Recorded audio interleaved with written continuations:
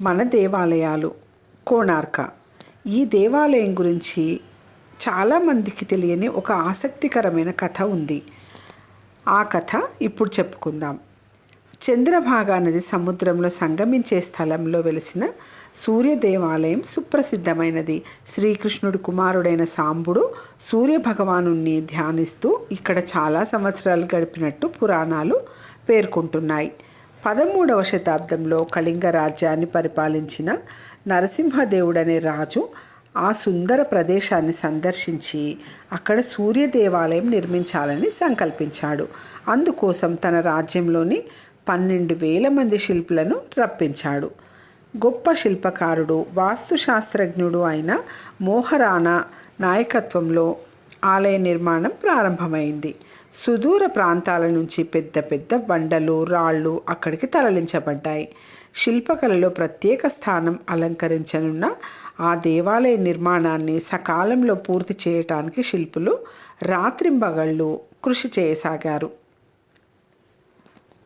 సూర్యభగవానుడి రథం పోలికతో బ్రహ్మాండమైన చక్రాలతో పెద్ద గుర్రాలు పూంచిన విధంగా ఆలయ నిర్మాణం పూర్తి కావచ్చింది. సంవత్సరం పొడవునా సూర్యకిరణాలు దేవాలయంలో పడే విధంగా గుడి ఈశాన్యాభిముఖంగా నిర్మించబడింది. శిల్పి విష్ణుమోహరాణకు స్వగ్రామంలో 14 ఏళ్ల ధర్మపాదుడనే కొడుకు ఉండేవాడు.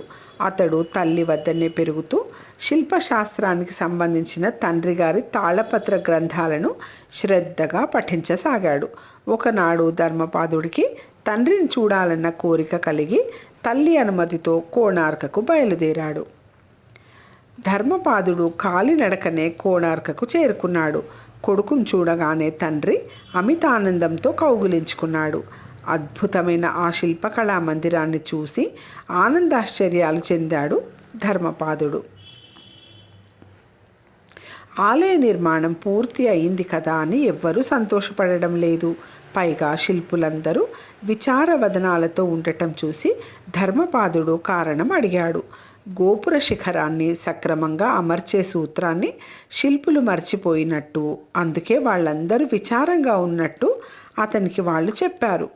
ఆలయం పూర్తి కావస్తుండడంలో జరిగే ఆలస్యానికి ఓర్పు కోల్పోయిన రాజు మర్నాడు ఉదయానికల్లా గోపుర కలశం పని పూర్తి కాకపోయినట్టయితే శిల్పులందరినీ చంపిస్తానని హెచ్చరించాడు.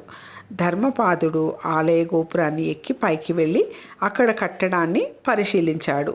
గోపుర కలశం ఎలా అమర్చాలో శిల్పులకు తెలియచెప్పాడు.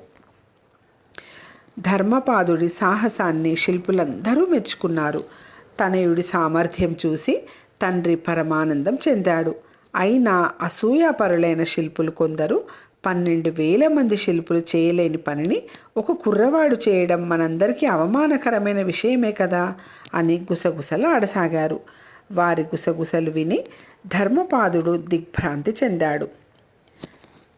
అక్కడి నుంచి తాను శాశ్వతంగా వెళ్ళిపోతే ఆ కార్యం తాను చేసినట్టు ఎవరికీ తెలియకుండా పోతుంది అని ధర్మపాదుడు అనుకున్నాడు.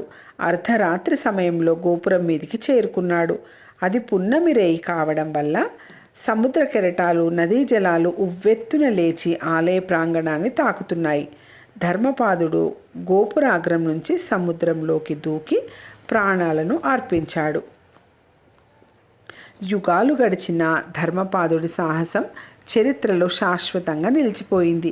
ప్రధాన ఆలయం ఇప్పుడు లేదు, కానీ ముఖశాల గోడ మీది సూర్యభగవానుడి సుందర శిల్పాలు చూపరులకు ఆనందాన్ని కలిగిస్తాయి.